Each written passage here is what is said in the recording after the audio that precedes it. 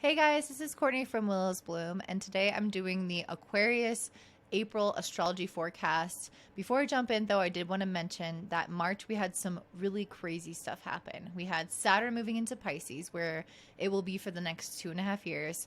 Pluto changing signs into Aquarius, which Pluto has been in Capricorn since 2008. So change for that planet is significant for us as a collective and individually. And then lastly, we had the start of the astrological new year, which happened with the Aries new moon. And that is kind of like the solar return for the year. And it sets the tone for what is to come this year. So definitely make sure you check out all those videos if you haven't already. And I will link those in the description box down below.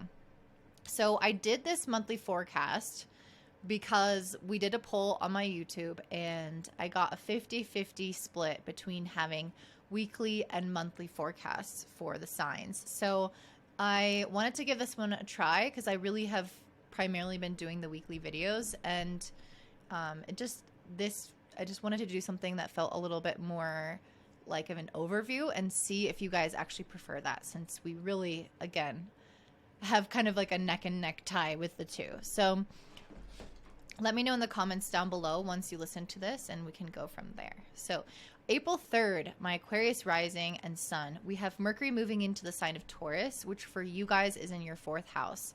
This is also making a square to Pluto in your 1st. So, and I poured the Four of Wands, which is funny because the Four of Wands is very much a homecoming card, a home, wedding, family, like it's that kind of energy. And Mercury is moving into your 4th house. So I definitely think you guys are thinking a lot about your home situation. This could look like you maybe considering moving, considering having kids, wanting to get really busy and do stuff around your home. So this could look like doing little projects, cleaning up, getting rid of stuff. It's like really, it feels like this kind of very busy energy. Mercury is like, okay, we're busy in our mind, but also we're busy with our activities. So there's something about this where you guys are probably like nesting almost and like preparing in some type of fashion. It's also possible that you could be busy with your family members, like seeing your family more, or and thinking about them more, talking to them more. Or this could just be a time where you're like more concerned with your internal world. But the Four of Wands is generally a positive card of celebration, where things are just like coming together nicely. Like it's quite literally, I always think of a wedding. So it's like, yes, I'm at home with this person. Things are going well. We're celebrating this union. So I do feel like this is generally going to be a good start of the month for you. Mercury is squaring Pluto on this day in your 1st house. And first of all, having Pluto move into your 1st house is really epic and like crazy. And it's going to just change your life over these next 20 years. But Mercury squaring Pluto is generally going to bring up stuff that has been buried, that has been ignored, that hasn't been fully processed or dealt with. And so if there are elements of your life that you felt like you've kind of put on the back burner and you haven't fully addressed either emotionally or like practically, I really feel like those things are going to come up to be addressed. So it's like, okay, I said I was going to do this one thing and I never did. Or I've been having this issue with my partner and I never dealt with it. And it's like with the Five of Wands, you guys might have to confront old arguments or old things that made you anxious, or things that maybe other people don't also agree on. If you have like family members, for example, or things regarding home or living situation, you might find that is causing anxiety or fight or conflict on this day in particular. But it's something that's been brewing underneath the surface, because Pluto tends to do that. It tends to like push stuff down. And then when Mercury's squaring it, it's like, let's bring it out into our psyche through a conflict, through something that is a little bit tense, that is like making us face the parts of ourselves that we didn't want to face. This could be really practical, but I think it could be highly emotional as well, especially because the 4th and the 1st house are very like personal houses that can feel more emotionally triggering. So you just might feel like there's a little bit more conflict with that particular square. But because it's the Four of Wands as well, I feel like this also feels like a very harmonious card. So you kind of have this interesting progression of like something that's supposed to be really harmonious having some conflict in it. But I think it's ultimately going to remain or come back to being harmonious, but it's like it needed to go through some type of progression or evolution to address existing issues, existing conflict, so it can settle back into harmony. So let me just drop a card. And the Queen of Cups flew out. So I do feel like this is pertinent. The Queen of Cups is an emotional card. And this is what I feel like is happening. I almost feel like there had to be some expression of emotion for things to become stronger and more united. That's really the feeling that I'm getting. Like it's starting off as this is my person. I'm getting married. I'm having this amazing day. It does this. That's just what this card is feeling. And then it has conflict where it's like, but you said you never liked my dress and I'm insecure about that and da da da. And then you fight and then you make up. And it's like this even stronger coming together. So there could be something in your life where you're working towards some sense of peace, serenity, something within the home. It gets a little muddled and then it comes back together and is actually more united, more fulfilling, more intuitive and emotionally connected than before. On April 5th, we have Mercury and Taurus in the 4th, sextiling Saturn in the 2nd. So if you haven't found that solution on the 3rd, I really feel like you're gonna have it by the 5th, because Mercury sextiling Saturn tends to bring a lot more stability and calmness. It will solidify things. So Mercury square Pluto is like somebody going into the trash can and like pulling all this shit out and stirring everything up, but they're going to get something that they accidentally threw away that they didn't mean to. And then when it squares Saturn, they're then taking that thing that they pulled out of the trash and doing something important with it, doing something significant with it that may be permanent or that may be solidifying the use of whatever that was. So this could look like creating a plan. This could look like doing something that will create more internal stability within yourself, because Saturn's in the 2nd house. This is a lot about what is my sense of worthiness, what's my sense of value, my confidence. Also financially, like what's my financial plan, what are my resources, how are we going to unite the element of home and family and our emotions with our value, our money, and our resources. So it's like there's something that I feel like you guys are shifting or changing or doing that's going to solidify this. So this could look like, okay, I'm gonna decide with my partner to renovate this room. And on the 3rd, it brings up some issues. We fight about it, and then we come to an understanding eventually. And then on the 5th, we go out and we buy all the materials and start to renovate the room. So it's like we're doing something together that is solidifying this in terms of buying something, changing our financial aspects, and doing something within the home or within even our emotions as well. On the same day, we have Sun conjunct Chiron and Aries in the 3rd house.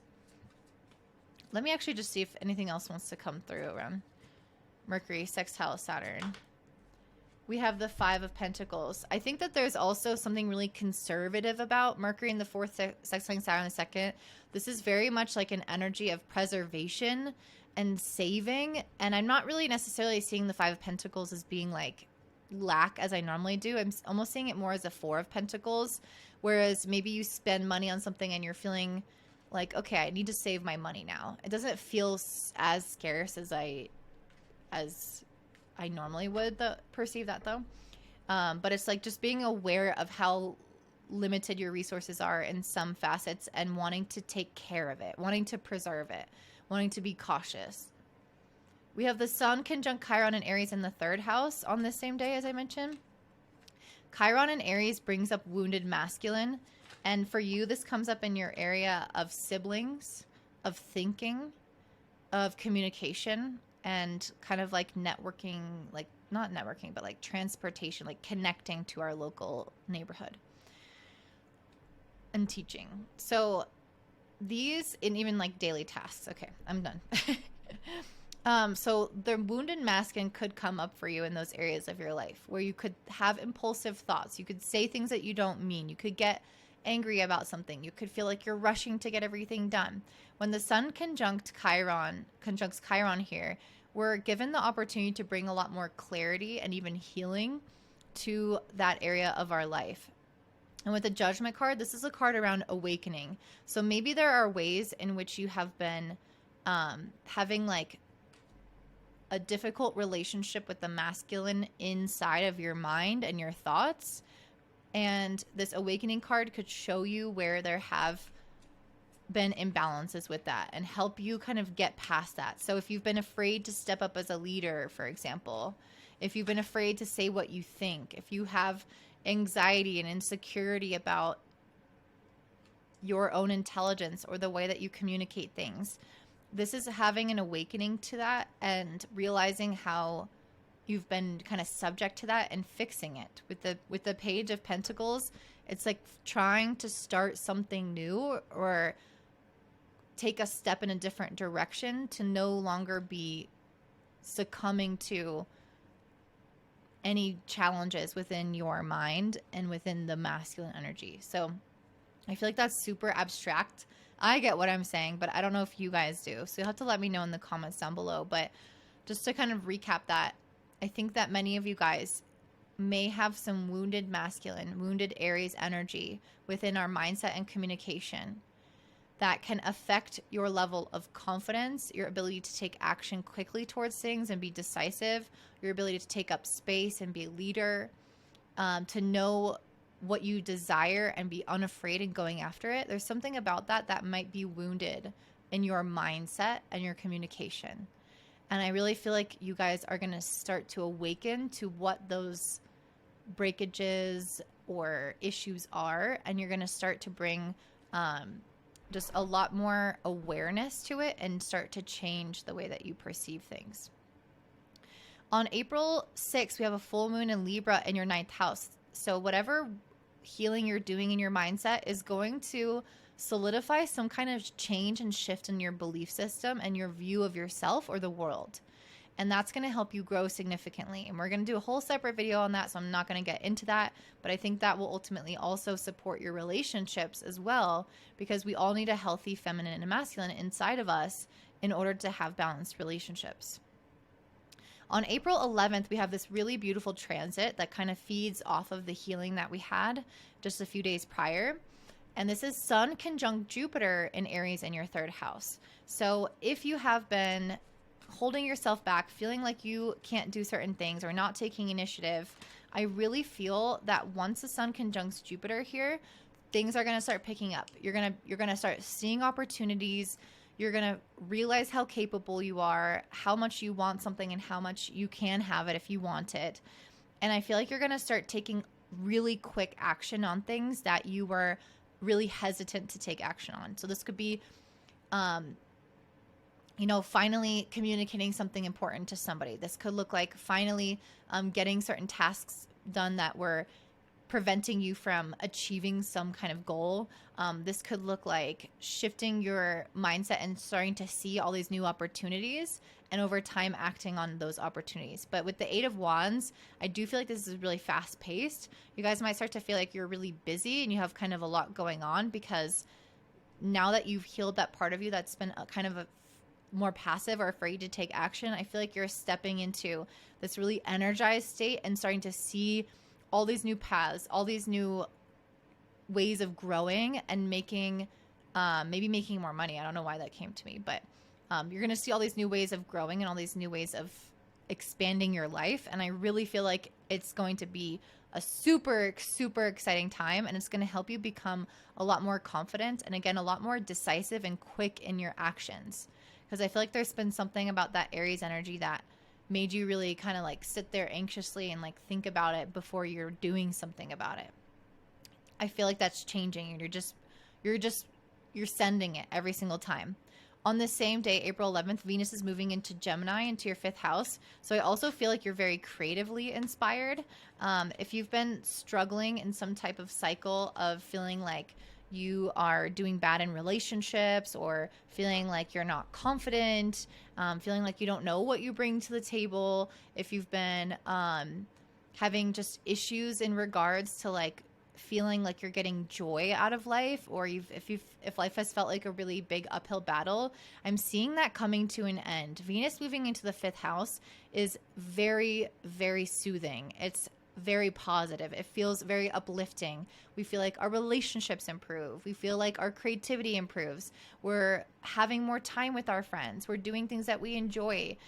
We feel more confident in ourselves so that we can actually enjoy things when we do them, and not sit there and second guess ourselves. And so I really feel like this Venus moving into Gemini is going to lighten your mood so much. I see that with the star too. It's so funny. The star is very healing. The star definitely is about taking our burdens off. So if there has been like a lot of heaviness that you've been carrying around, I feel like you're going to step into a moment of I almost just said optimization. Your life might be becoming more optimal. But I think that there's more hope here. That's optimism is what I was going for. So I think that you guys are feeling like, okay, I see the possibilities. I'm feeling more nourished by my life. I'm feeling more nourished by my connections, by my creative ventures. And I feel supported. I feel like, yes, like I'm almost like leaving this old version of myself in the past and stepping up in a bigger way for myself, to support myself, to believe in myself. And it's like the universe starts matching that. People around you start believing and supporting you. And it feels like you're almost like being reborn in some type of way, which I love. On April 14th, we do have a little bit of a tense energy with Venus in the 5th house squaring Saturn in the 2nd. So this can look like feeling, I mean, I'm not trying to say that all those feelings that you had are going to go away, but this day in particular, they might not be as present, because Venus in the 5th does all those amazing things for you. But once it squares Saturn in the 2nd, you might start to feel like you doubt yourself again. You might feel like there is some kind of financial lack or some kind of financial burden, or you might start to wonder, how am I going to pay for all this? Like, I wanted to start this new jewelry making class and I don't have the money for it. Why did I put that much down? You might feel like you get into a fight with your partner, or they didn't support you on something that you really wanted them to encourage you with. Like, there can be lots of different ways this manifests, but overall, it generally feels like our energy that started to expand outward comes in a little bit and constricts, and we start to kind of take a step back in the opposite direction. But it's only temporary, so don't worry too much about this. It's trying to help you become ultimately more disciplined in some type of way. I almost feel like it's interesting. I almost feel like you need to create some type of plan. Like Saturn in the 2nd wants us to be practical. So it's like, it's almost helping us in a way that we start jumping into this new beginning. We're excited about life. We feel supported. We see these new creative ventures or these new relationships or these new possibilities, but we don't want to leap into them naively. Like, we don't want to just feel like everything is possible at any moment without also we don't want to ignore reality is what I'm trying to say. We want to feel like everything is possible, but we don't want to be delusional. And the square with Saturn in the 2nd, I think, is going to help maybe take a little bit of the wind out of your sails, but it'll also help kind of ground you into what you actually need to do and what are the practical limitations of life and things that you have to consider in order to bring this full circle. But I really feel like you are going to do that. It's wanting you to almost like respect tradition or respect time or respect like protocol. It's almost like, don't ignore the fact that with this Hierophant card, don't ignore the fact that there are like very real like limitations or things that, or structures or entities or anything, processes that we need to honor. So it's like trying to start a business and just like putting yourself out there and just jumping into like trying to get clients without taking the time to form an LLC, without looking into how to start a bank account, or like without doing the actual stuff behind a business that will protect you, that will make sure that you don't get sued as an individual, that you get sued as a business. It's like, let's look at those actual tradition structures that we need to honor, because that's just how it's done. Like, let's not jump in without that. And then I feel like once you do that, we have the Six of Wands and the Page of Cups. Once you have that, it's like full steam ahead again. You can start moving ahead and becoming more visibly recognized. Also, during this time, you might feel more emotionally disappointed, or like you're not getting recognition. That's another way that this can manifest. Like, I did start this business and I did reach out to all these clients, but no one answered me, or nothing, like it didn't happen as easily as I thought. That's like a Venus square Saturn circumstance. I thought I was going to get all these people, and then they said that they were interested, but they never called me back. They never actually bought the thing. So that's the kind of energy, and it can manifest in different ways, but it might initially be like that. And then you realize, oh, it's because I don't have a website, or it's because I need to follow up, or it doesn't just immediately fall in my lap, and life is not that simple. And then I feel like once you get that kind of understanding, then you can start to get more of the recognition. Then once you go back to the drawing board and actually make those changes or do those things, you recognize with the Six of Wands and the Page of Cups that you're excited about this, you are creative, you are emotionally fulfilled by this, you're getting recognition, people are seeing how well you're doing. So it's like you go through not having that, making some changes, and then having that. That's kind of what I'm seeing with this. We have an Aries solar eclipse on April 20th. This is a really big deal.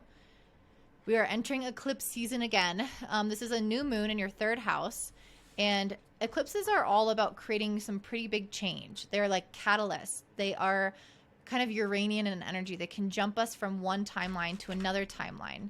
They have this sort of really progressive quality to them, where you almost like you don't know what you're going to get, but also at the same time, all of a sudden you are having a breakthrough, a realization, or some massive movement in an area of your life that has been really stagnant. And being in your third house, this is going to have a lot to do with your own mindset or your communication. And I think it's going to help you take steps towards doing something new, because or pursuing something. Sorry, I just pulled a bunch of cards and I'm trying to let me take a step back, because the third house is also like a lot of the tasks and things that we're doing, like running around, this and that. But let me go to your cards. So we have the Temperance, the Universe, the Three of Wands, the Queen of Swords. So the Temperance and the Universe, I think the Universe is the World card. This is healing some kind of old cycle. So this is a very, very positive cards to have together. Temperance is the healing. The Universe is ending of a cycle. So it's like, I think that something in your life that has kept you down in terms of your mindset, your relationships with your siblings or your community, or even like how productive you are in terms of tasks or how busy you are. There's something about that needs adjusting. And I already kind of talked about that with the Aries healing in the third house. It's like healing your masculine, being more assertive, going after things. So there could be something around that in particular, but I'll do a whole separate video on this. I'm just kind of giving you a really brief rundown. But there's something around that could be really shifting for you, so that you're no longer experiencing this cycle of getting in your own head so much, and you're healing the thoughts that could have produced that cycle of rumination rather than action. And because of that, you move into the stage of the Queen of Swords and the Three of Wands, which is being able to take action and adventure. Like, I'm going to try that new thing. I'm going to put myself out there. And with the Queen of Swords, also being very like honest and truthful with oneself, being reflective and understanding the objective situation, and not getting caught in like the stories or the emotions or the delusions that we can put ourselves through, being overly optimistic or being overly harsh. I feel like you're coming into a state of clarity around situations that are allowing you to take action from a more pure place. And I think that's going to really significantly change and elevate your life. But again, I'll do a whole separate video on that. On the same day, April 20th, we have the sun moving into Taurus in your fourth house. So that's going to bring extra attention and focus back to the home, back to your family, back to your living situation, and maybe even your emotions and connection to your past. On the 21st, we have Mercury retrograde in your fourth house, and this will happen until May 14th. So those areas of home, family, emotions, where you're living, those areas are starting to be reworked. So Mercury retrograde is all about going back to the drawing board and looking at what was and was not working. So if you have, for example, we kind of started off the beginning of this month with you, with Mercury moving into Taurus, and you realizing some things that you, with that square to Pluto, that you had kind of suppressed. So if there were still existing elements of that you need to address, then that would come up now when Mercury goes retrograde. Or maybe you addressed it, but it didn't fully like resolve the issue. But what's interesting that in terms of cards that's coming up for me is I'm seeing a lot of financial cards. So this might be something else entirely. We have the Ace of Pentacles and the Empress. This is about a new financial opportunity and abundance. When Mercury goes retrograde, it is asking us to look at the way that we've managed something or thought about something or have taken care of something. So this in your fourth house is actually a lot around security. This could be emotional security, things within the home, but it can also be financial security, as that is one of our core aspects as humans that make us feel safe, is knowing we have money. So there could be something around your finances that you need to look at other ways of doing them, that you can look at ways of creating more abundance, creating more financial opportunities for yourself. And maybe the ways that you have tried in the past will work, but you need to kind of go in and tweak them a little bit. I feel like there is we have the Four of Pentacles. Yeah, I really feel like you guys are needing to save more money. That's really the message that's coming through. Like saving your money. And that also came through earlier, even with that Five of Pentacles. Like I think this month is telling you to become more financially savvy for your future, saving your money, saving your precious resources.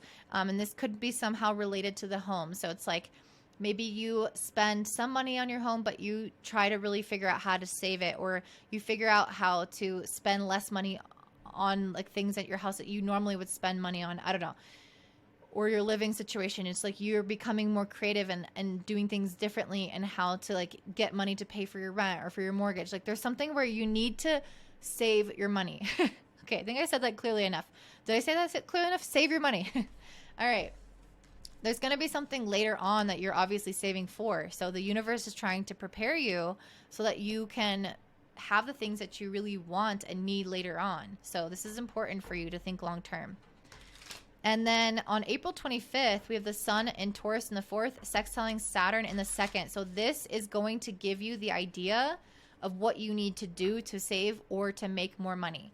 So this is like the actual action. Mercury retrograde is going to have you thinking about how you've done things in the past and how maybe you need to make some adjustments. And then on the 25th, you're going to be like, okay, this Queen of Pentacles, this is what I'm talking about. On the 25th, you're going to be like, this is how I make or save that money. And you become more financially wise and independent because of these decisions that you're making for your long-term success and happiness. So that seems like a pretty big message for you guys. Let's go ahead and finish up by pulling one oracle card to represent your month or your advice for Aquarius for the month of April. Advice. We have the Jade. No, I just pulled that. We're not going to do that for you guys. I just pulled that for Capricorns. I'm not doing that. No. All right, we pulled 3 different ones. You got to be kidding me. All right, I guess you guys needed this. We have 3 messages for you. I'm going to do like a maybe briefer summary. We have the Magnetite as the first one. Just like this name suggests, Magnetite is a keeper of law of attraction. Its energy helps you attract and repel things towards and away from you according to your thoughts, beliefs, and desires. I definitely have been seeing that with you guys. Like I said, there's a lot going on in the mental realm. And I think that you guys are going to be stepping into more of an abundance mindset, or at least, at the very least, realizing how your thoughts influence your level of abundance. Magnetite has come with 2 messages for you. It first asks you to become clear on what you're seeking and fixate upon it with steadfast focus. Don't focus on what you're worried on and just the good stuff. Second, Magnetite asks you to recognize that anything that seems to be repelled from you is shedding away because you vibrationally outgrown it. Okay. So if things are leaving your life, you've outgrown it. If things are coming, if you want something to come in, you have to focus on it. All right, Rhodochrystonite comes to you with an unmistakable message. You spot it, you got it, baby. But what does that mean? It means that when you identify something in someone that you really like or don't like, it's typically because you see or perceive that same thing within yourself. So basically projection. Rhodochrystonite asks you to look at yourself realistically based on the judgment or adoration you project onto others and notice what comes up. Okay, so I feel like this is talking about like you seeing these qualities in other people where they're confident, they're leaders, they're taking action, and feeling like that's not something that you do naturally. And I think it's healing that and realizing that that is within you actually, and that healing those kind of masculine mindset qualities. Lastly, we have the turquoise card. Are you maybe overreacting or salty? Are you a little too sure you're right and they are wrong? Turquoise is here to say probably a little. That's okay. You're allowed to your spectrum of emotions in the situation. Your guides have simply sent you this as a gentle reminder that you are a sensitive soul and your emotions may get the best of you. Give yourself time to recenter and process what you feel before trying to express yourself to others. So this is a lot around the throat chakra and being able to articulate your feelings lovingly but with assertive clarity. It helps you speak your truth and honor yourself without biting someone's head off.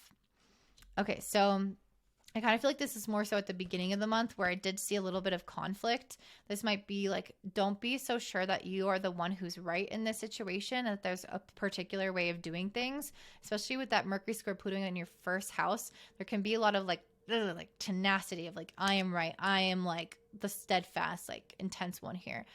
So if that's the case, like just try to be a little bit more open-minded. You are a fixed sign that might not come as easily to you guys. Mercury is moving into Taurus, also a fixed sign. So there can be a lot of stubbornness here. And I feel like this is trying to tell you to like really look at things from an objective perspective. If that is anything I could say for this month, it would be that you guys are needing to step into a more objective perspective about yourself, but also about others in this entire situation if things do come up for you emotionally. So that is what I'm seeing for you guys. If you enjoyed this, please let me know by liking, commenting down below. Don't forget to subscribe and share with your friends. But before you go, I am offering coaching for a 12-week program, one-on-one, if you're interested in basically diving into your chart, seeing how it relates to developmental phases in your childhood and kind of what went wrong or like what could have gone better, and then how that is actually creating these patterns that you're living out today. If you're interested in resolving those patterns, if you feel like you're stuck in these same loops and same situations, this is very, very powerful work and really enlightening. So if you want to work with me on something like that, let me know at contact@willisboom.com, or you can check my one-off sessions on my website at willisboom.com, and I will see you there.